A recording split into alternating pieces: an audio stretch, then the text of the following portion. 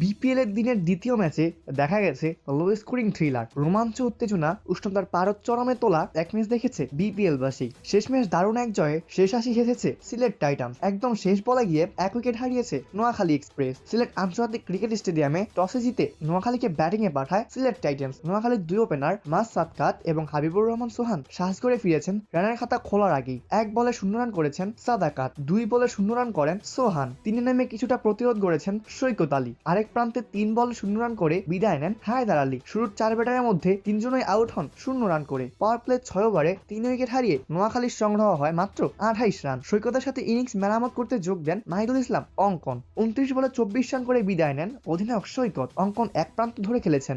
মাঝে সাব্বির হোসেন 15 বলে 15 করেছেন। শেষ দিকে অঙ্কনের সাথে ক্রিজে জমে যান জাকের আলী অনেক। পরিস্থিতি বুঝে রানের গতিও বাড়িয়েছেন দুজনেই। উইকেটের চারপাশে দারুণ শটে রান বাড়িয়েছেন জাকের। অঙ্কন 50-এর কাছাকাছি চলে যান অঙ্কন। জাকের লেগের পাশাপাশি শট খেলেছেন অফ সাইডেও। শেষ ওভারে 17 বলে 29 রান করে আউট হন জাকের। ইনিংসের শেষ বলে দারুণ এক ছক্কা হাঁকান মাহিদুল ইসলাম অঙ্কন। নির্ধারিত 20 ওভার শেষে 7 উইকেট হারিয়ে 143 রান ভরে জমা করে নোয়াখালী এক্সপ্রেস। 51 বলে 61 রান করে টিকেছিলেন অঙ্কন। সিলেটের হয়ে 4 উইকেট তোলেন খালেদ আহমেদ, 2টি করে উইকেট নিয়েছেন সাইম আইয়ুব, 1টি উইকেট ক্লিয়ার করেছেন মোহাম্মদ আমির। জবাব দিতে নেমেই শুরুতেই ছক্কা খেয়েছে সিলেট টাইটান্স। প্রথম ওভারে সাজ করে ফিরিয়েছেন সিলেটের ওপেনার সাইম আইয়ুবকে। রানের খাতা খোলার আগেই বিদায় নেন তিনি। 2 বলে 0 রান করে সাজ করে ফিরেছেন সাইম আইয়ুব। আরেক ওপেনার রনি তালুকদার 2-4-এ আশা দেখিয়ে দ্রুতই ফেলেছেন নিজের উইকেট। 7 বলে 9 রান করে বিদায় নেন রনি তালুকদার। 17 রানের মধ্যেই 2 উইকেট হারিয়ে ফেলে সিলেট। এরপর ক্রিজে জুটি বাঁধেন পারভেজ হোসেন ইমন এবং জাকির হাসান। তিনে নামা জাকির সাহেব বড় ইনিংস খেলতে পারেননি। 12 বলে 13 রান করে 34 রানের মাথাতে বিদায় নিয়েছেন জাকির। পাওয়ার প্লেতে 6 ওভারে 3 উইকেট হারিয়ে 39 রান তোলে সিলেট টাইটান্স। জাকিরের বিদায়ের পর ইমরানের সঙ্গে যোগ দেন অধিনায়ক মেহেদী হাসান মিরাজ। ধীরে ধীরে ক্রিজে জমে থাকেন ইমন মিরাজ। দুজনের জুটিটাও বেশ জমে ছিল। সাবলীল ব্যাটিং এ এগিয়েছেন তারা দুজনেই। দুজনের কৌশলী এবং কার্যকরী ব্যাটিং এ এগিয়েছে সিলেটের ইনিংস। দারুণ এক 50 হাঁকিয়ে বিদায় নিয়েছেন ইমন। 41 বলে 60 রানের ঝলমল ইনিংস খেলে দলের 117 রানের মাথাতে বিদায় নেন পারভেজ হোসেন ইমন। সেট বেটারকে হারিয়ে কিছুটা চাপে পড়ে যায় সিলেট টাইটান্স। মিরাজ এগিয়েছেন রয়েস হয়ে। ইমনের বিদায়ের পর ক্রিজে আসেন আফিফ হোসেন ধ্রুব।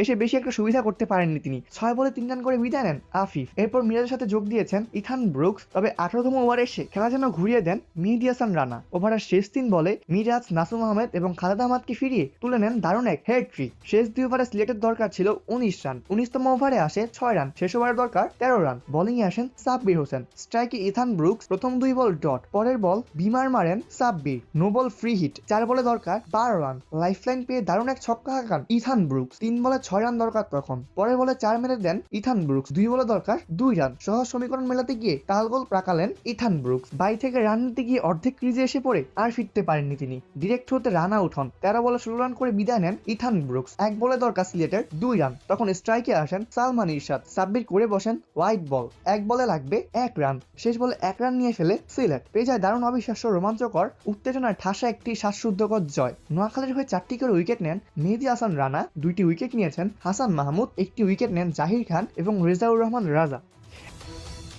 অপূর্ব দাস, ক্লিভাস নিউজ।